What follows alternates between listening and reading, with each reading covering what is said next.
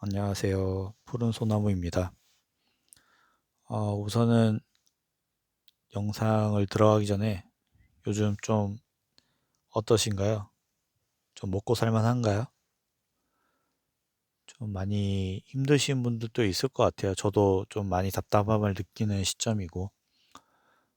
우선은, 음, 제목에도 적어 놨듯이 12월 3일 계엄 이후에 제가 느꼈던 점들에 대해서 좀 얘기를 해볼까 하는데요. 우선 이 채널은 이제 푸른 소나무라는 채널이고, 그리고 이런 정치 시사 관련 이야기들을 좀 정리를 해서 공유를 드리는 걸 주로 하려고 합니다. 아마 이렇게 이제 포맷이 없는 형태로 하는 거는 자주 할 것 같진 않고요. 첫 영상이다 보니까 일단 인트로를 위해서 이렇게 좀 시작을 합니다. 우선은 뭐 어떠셨는지 잘 모르겠어요. 12월 3일 계엄을 처음 맞닥뜨렸을 때 제 솔직한 심정은 이게 맞나? 예, 내가 책에서만 봤던 그 역사 시간에 배웠던 그 계엄이 지금 한다고? 근데 왜? 사실 이런 의문점들이 좀 많았던 것 같아요. 사실 윤 대통령이 이 계엄을 시작했었을 때 어, 뭔가 꺼냈던 말들, 솔직히 그때는 제대로 이해하지 못했습니다. 뭐 반국가 세력이라던가, 그리고 뭐 이제 북한 얘기도 꺼냈고, 뭐 여러 가지 말을 했지만 저는 솔직히 그렇게 막 지금 이 나라가 위기에 봉착돼 있다라는 생각을 하지 않았거든요. 근데 이제 계엄 이후에 돌아가는 상황들이나, 그리고 이제 이 한 달이 지난 시점에서 돌이켜 봤을 때 저는 윤 대통령이 계엄을 왜 했는지, 그리고 뭘 바라고, 국민들에게 뭘 바라고 어떻게 반응해 줬으면 했는지를 이제는 알 것 같습니다. 어떠셨나요? 이 탄핵 시국이 한 달 정도의 시간을 돌이켜보면. 근데 웃긴 거는 사실은 지금 같은 이런 행동들이 윤 대통령이 이제 대통령으로 취임하고 나서 야당에서 계속 했던 그런 일들입니다. 무차별 탄핵, 지금도 하고 있죠. 지금만 했던 게 아니에요. 옛날부터 계속 했었고요.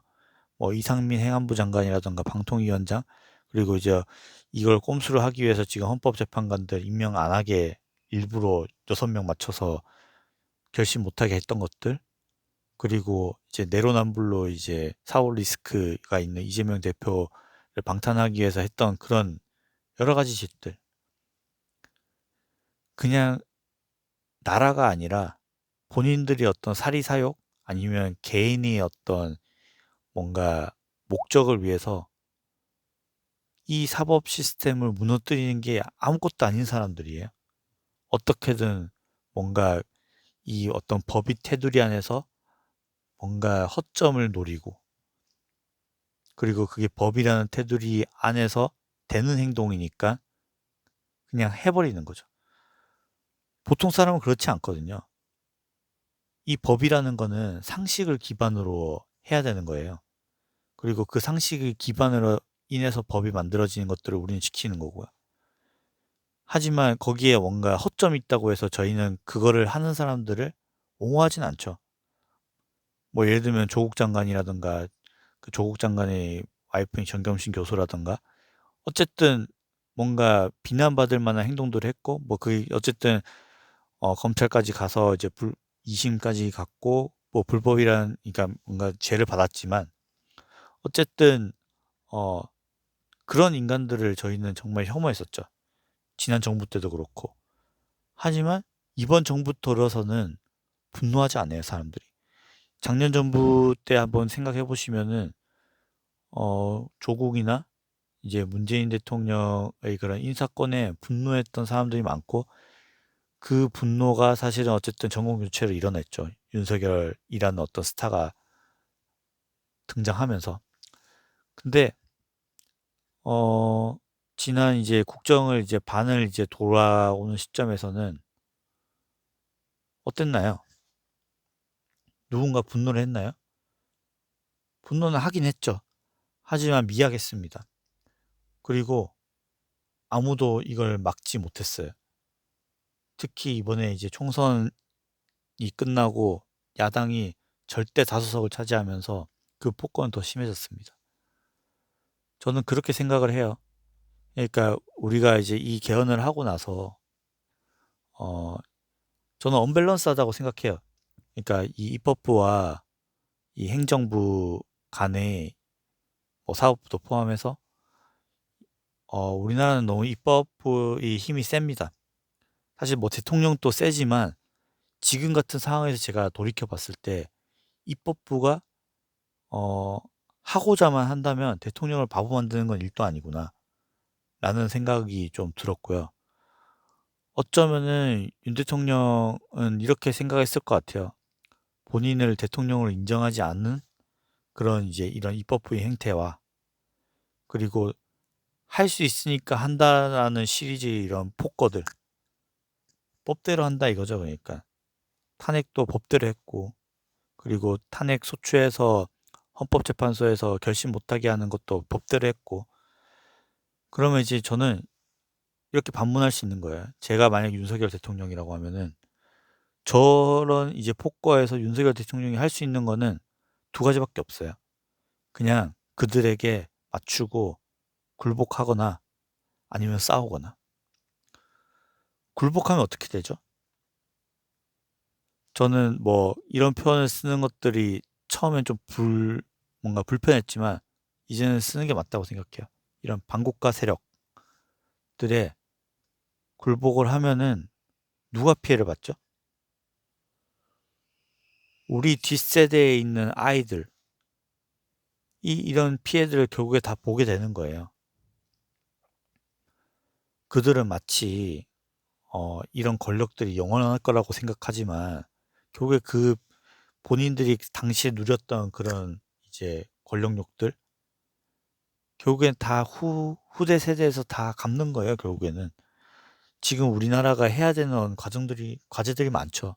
국민연금이나 그 의료개혁, 그리고 이런 인구 관련 문제들, 그리고 기업 경쟁력이 점점 약화되고 있죠. 뭐 삼성이나 뭐 현대는 요즘 잘 나간다 치지만 이런 미국 정세도 사실은 많이 바뀌고 있고 트럼프 대통령이 되면서 저희가 해야 될 과제들이 너무 많아요. 이렇게 싸울 때가 아닌데 윤석열 대통령 결심을 할 수밖에 없었을 거라고 생각합니다. 본인들이 생각하는 그 법의 극단에 가는 계엄이라는 수단을 통해서요. 계엄을 옹호하고자 하는 건 아니에요. 그러니까 저는 아직도 생각해 보면은 좀 더 좋은 방법이 있지 않았을까라고 생각도 하고, 하지만 윤 대통령 입장에서는 제가 이제 그 입장을 아니니까 그 심정을 이 계엄을 해서라도 국민들에게 주고 싶었던 메시지가 있었다고 생각해요. 그리고 저는 뭐 국민들은 다 욕을 하고 있지만 대다수의 국민들이 저는 거기에 호응한 사람 중에 하나라고 생각합니다. 윤 대통령의 계엄을 통해서 이 나라가 얼마나 지금 썩어 있고 이 반국가 세력들로 인해서 얼마나 많은 피해들을 받고 있는지 이번 기회를 통해서 너무 잘 알게 되었습니다. 어쩌면 시작부터 잘못됐을 수도 있어요. 어쩌면은 이거는 이번만의 문제가 아니라 더 올라가서 이 반국가 세력들을 제대로 정리하지 못했던 지난 정부의